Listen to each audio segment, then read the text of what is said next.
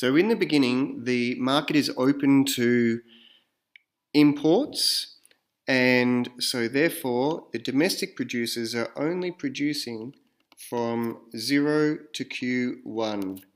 The rest of the market is catered for by imports from foreign producers. From Q1 to Q2 is imports.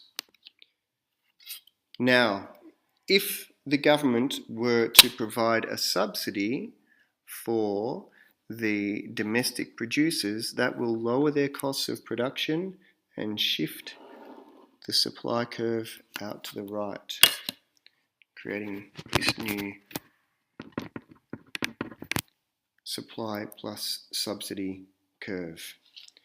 What that does is it increases the domestic production from being 0 to Q1 up to 0 to Q2, 3.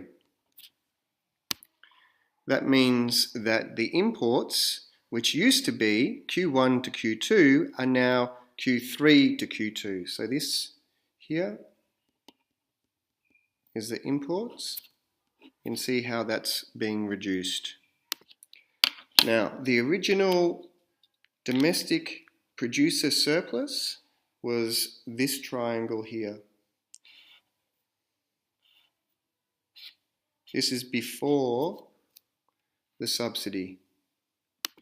Domestic producers would receive this price,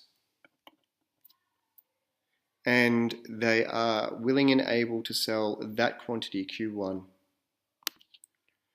With the subsidy, the quantity that the domestic producers has increased,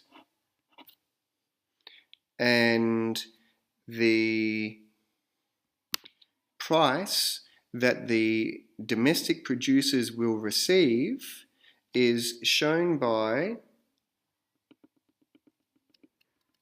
the distance between these two curves. So that is the amount of the subsidy. And if we go across,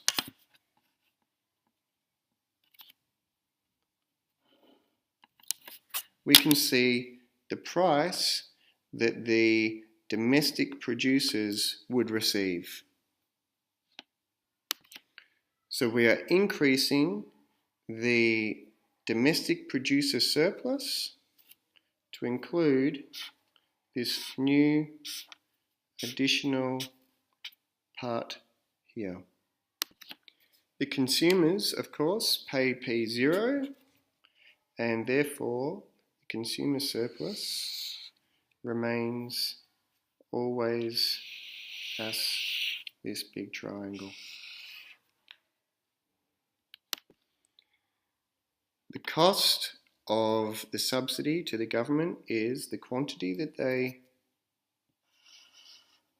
are selling multiplied by the amount of the subsidy, which is always the same along those two curves. It's the same distance. So it ends up being the rectangle.